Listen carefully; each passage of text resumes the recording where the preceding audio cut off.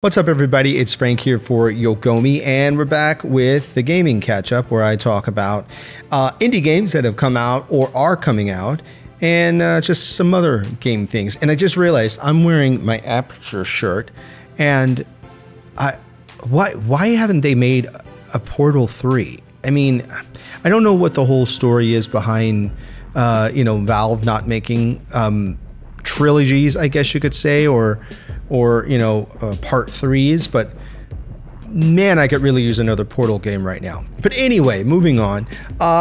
What have you guys been playing? I've been playing kind of the usual, but I did do something really cool on the Twitch channel.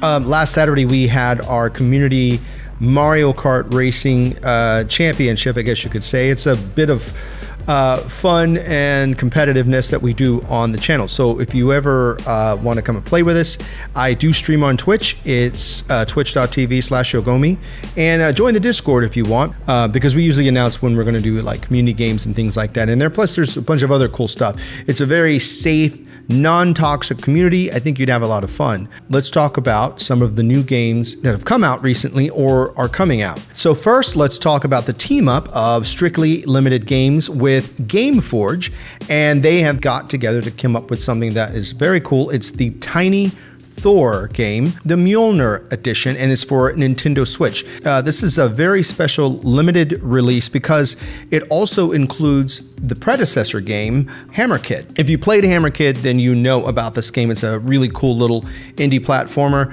and this is their new offering. There's a pre-order that came out that started on August 6th, and I believe that you can only get the pre-order from Strictly Limited Games, so check them out. The cool thing about Tiny Thor is it's really like a blast from the past. It embraces like the really challenging and difficulty levels of like classic games. The game starts out very simple, but as you progress through the game, you start to gain abilities, and this turns the game into this full-fledged adventure. There are over 30 levels in the game, and they're spread across each of these like 3 unique realms. And in these realms, you'll face some epic boss battles that really test your skills. Now, this new version of the game comes with a bunch of tweaks and fixes based on some feedback from the gaming community, and they've really refined it to make it even better. And on top of that, they're throwing in a download code for this amazing soundtrack for the game. Now, if you haven't played Hammer Kid is like the older sibling of Tiny Thor. It sets the stage for similar themes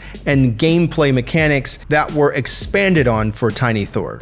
It's still a ton of fun to play, and it fits perfectly with this release to give you the full hammer experience. Some of the features in the game is you mastering these great hammer throws to take down enemies, and then you learn special abilities. You actually explore these handcrafted levels across the different realms, and there are brain-teasing environmental puzzles. I personally really like puzzles, so I might have to check this game out. Plus, you uncover secrets and collect gems to unlock even more challenging levels. Hammer Kid, on the other hand, offers a nostalgic 16-bit art platformer experience. And with 40 handcrafted levels divided into 4 worlds, you'll have plenty to explore and discover. If you're into collecting physical editions of the game, you'll be happy to know that Strictly Limited Games is giving Tiny Thor and Hammer Kid the treatment they deserve. The limited edition is just limited to 4,000 copies for the Nintendo Switch, and it's priced at around $35 to $40, and it actually comes with a colorful game manual. All in all, it sounds like a very exciting release, very nostalgic vibes, and cool old school gameplay elements. The next game we're going to talk about is Gothic Classic. Now, if you're on the lookout for some more classic gaming action, THQ has got something for you. Gothic is making its way to Nintendo Switch this September. And now, imagine immersing yourself into like a fantastic RPG experience. And here's the kicker. It's the first time you get to play Gothic Classic on a handheld console. Now, this game completely changed the RPG landscape back in the day, and it's making this triumphant return on a console, and that console is the Switch. And now you can relive the awesomeness while you're on the move. THQ has been working on giving you a top-notch experience with great performance, and they've actually tailored the user interface so it really makes sense and is usable on a Nintendo Switch. They've taken the time to make sure the controls are right, so it really feels great having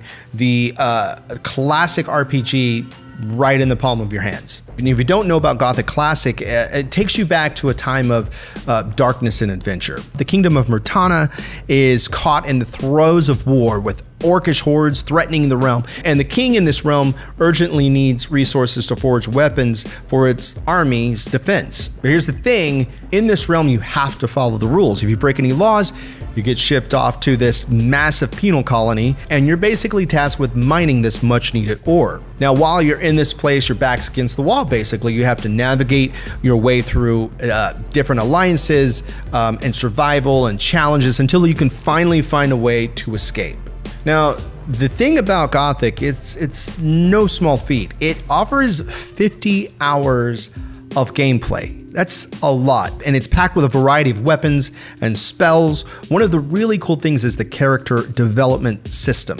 This system is tied to the mentors that you'll encounter throughout the world. And the world itself is pretty much alive. There's NPCs just going about their daily lives, working, sleeping, eating, and fighting for survival. So you're not just playing a game, you're diving into a living and breathing world. In this game, you have to decide between 3 different camps, each with their own perspective and backstory. This decision greatly shapes your gameplay and the game experience and how your story unfolds in the game. So if you're a fan of classic RPGs and you have a Nintendo Switch, mark your calendars, because this game comes out on September 28th, and that's the day you'll be able to grab the game and relive the epic adventure that left a mark on RPG history. Next game we're going to talk about is Death Becomes You. Now, have you ever thought about diving into the world of graphic novels? Even if you're new to this genre, I think Death Becomes You is worth giving a shot. Now, it might seem like a niche genre, and I think it kind of is. There's a lot of people that really like these type of games, but I think it's something that you might want to check out. It's a little bit different maybe than games that you're used to, but I don't know. I don't play a lot of these games, but I did find it kind of interesting. The premise is simple, but the challenge is where like the real excitement is. So in this game, you're on a quest to uncover the truth behind your best friend's murder. You have to grill 4 suspects and get to the bottom of this gripping mystery. The word is that they've really polished up this colorful experience to make it a feast for the eye. Now, a little bit about the story. Your name is Sydney. You're a first-year student at Royal Academy. Your best friend and mentor, Lyra, has just been found dead. You're determined to uncover who might have had a hand in her murder. The suspects, you got Daniela, a third-year student and vice head mentor at the academy. She's a transmutation specialist, and rumor has it she can turn underperforming mentees into crystal statues. I mean, that sounds kind of crazy. Then there's Apolline, a rare magic user skilled in both enchantment and elemental magic. And then there's Alice, who specializes in elemental magic, has a known dislike for Lyra. And let's not forget Sophie, the prodigy in psychokinesis, and she can control not just objects, but pure energy. As you navigate through the game, you'll encounter multiple choices, and it's up to you to decide which suspect to investigate to learn more about. The cool thing is that each suspect's paths leads to different endings. Some good, some not so good. You'll even stumble upon dead endings if things don't go your way. But don't worry, because these dead endings will steer you in the right direction and help you get closer to the complete truth. And on top of this, because of the variety in the game, it actually offers a pretty high replayable value. There are multiple routes to explore, each revealing more about the mystery. You'll encounter characters with complicated motives and intricate interpersonal histories. And with the 4 characters and the 10 different endings with their routes, including the not so happy ones, the game itself packs around 77,000 words of immersive storytelling. So if you're up for something different, a visual novel as it's called, something I've actually never played before, and it's got a touch of mystery, I think Death Becomes You might be something you might want to try. And it's actually out right now on PlayStation 4, PlayStation 5, Xbox Series X, Series S, and Nintendo Switch. So that's it for this episode. I'll be back soon with some more indie game announcements as they come in, and I really appreciate you guys checking out the channel. Like I said, I go live on Twitch every week, twitch.tv/Yogomi, and a lot of times we talk about games. We just kind of hang out and chill, and we do a lot of community gaming too. A very, very positive, welcome, friendly, and non-toxic community if you want to come have some fun. So again, thanks for watching, and I'll see you in the next video.